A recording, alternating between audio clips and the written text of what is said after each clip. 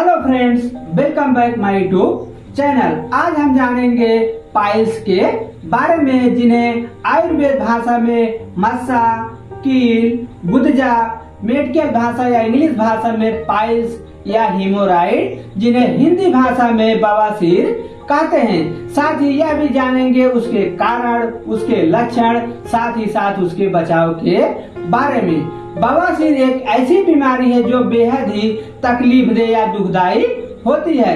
यह गुदा के अंदर और बाहर तथा मलाशय के निचले हिस्से में सूजन या मस्सा, जो मांस का जो ट्यूमर नुमा होता है, पैदा हो जाने को आर्स या पाइल्स कहते हैं। बवासीर मुख्य रूप से दो प्रकार के होते हैं। पहला होता है खूनी बवासीर, दूसरा होता है बादी बवासीर। या खूनी बवासीर या बादी बवासीर को जानने से पहले यह समझ लेते हैं भगंदर और बवासीर में क्या अंतर है, ताकि वीडियो समझने में आसानी हो। बवासीर और भगंदर में अंतर बहुत ही स्पष्ट है। इनके बीच का मुख्य अंतर यह है कि भगंदर पाचन तंत्र के अंतिम छोर और जिन्हें हम गुदा द्वार के मध्य में होता है, जबकि बवासीर जो होता है वो गुदा द्वार की परत पर होता है। लेकिन ध्यान देने वाली बात यह है, भगंदर में दर्द ज्यादा होता है और बवासीर में दर्द उससे कम होता है। अब जानते हैं खूनी बवासीर क्या है। खूनी बवासीर को स्टेज के हिसाब से 4 भागों में बांटा गया है। पहला है, जब यह शुरू होता है तो किसी प्रकार की तकलीफ नहीं होती है और मल के साथ खून लग के आता है।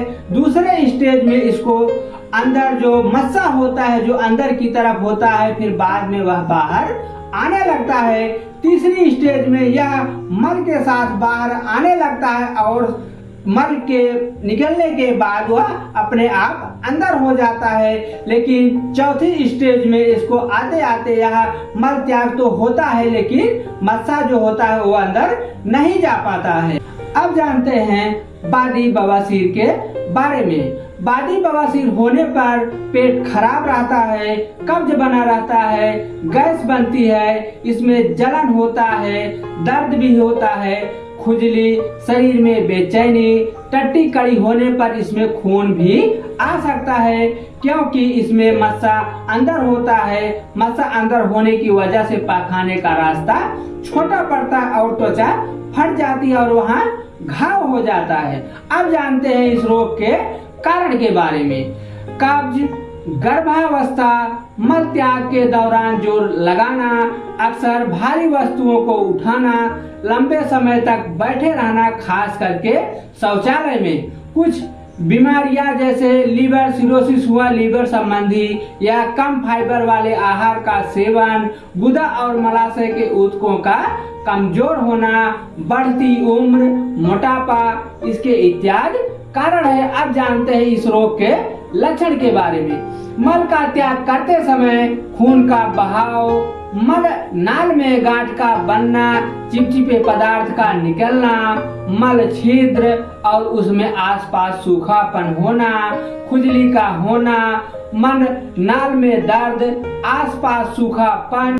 मल को त्यागने के लिए जोर लगाना पड़ता है, चलने फिरने में परेशानी होती है, उठने बैठने में परेशानी होती है, इत्यादि सिम्टम दिखाई देते हैं। अब जानते हैं यदि बवासीर रोग हुआ तो हमें क्या खाना चाहिए, क्या नहीं खाना चाहिए। जैसे तरल चीजों का अत्यधिक सेवन करना चाहिए, जैसे मट्ठा हुआ, पालक हुई, मूली हुई, प्याज हुआ, गाजर हुआ, यानी हरी साग सब्जियों तथा फलादार का ज्यादा सेवन करना चाहिए। तैलीय चीजों से बचना चाहिए, जैसे मांस, मछली, मिर्च, मसाला, चटपटी चीजों से बचना चाहिए। अब जानते हैं इस रोग के जांच के बारे में। एनोस्कोपी एक प्रकार की छोटी और पतली ट्यूब होती है, जिससे यह क्लियर हो जाता है कि यह बवासीर खूनी है या बादी है। अब जानते हैं इस रोग के मेडिसिन के बारे में। यहाँ बात होगी सिर्फ एलोपैथिक मेडिसिन के बारे में। बोबेरान या सार, इसे यदि दर्द ज्यादा हो रहा है तो दोनों टाइम सुबह या शाम एक एक गोली का सेवन करना है। ड्यूलकोलेक्स फिर टैबलेट है ड्यूलकोलेक्स, इसे यदि मल कड़ा हो रहा है तो इसे दोनों टाइम लेंगे एक एक गोली। यदि मल कड़ा कम हो रहा है तो सिर्फ एक ही टाइम लेंगे 1 गोली।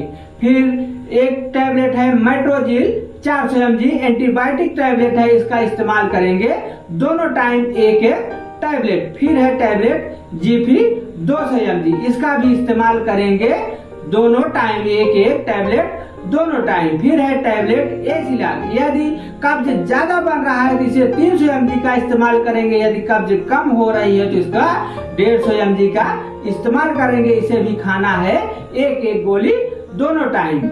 यह रही आपके पाइल्स की दवा। यदि इस वीडियो से रिलेटिव आप कोई जानकारी चाहते हैं तो कमेंट अवश्य करें।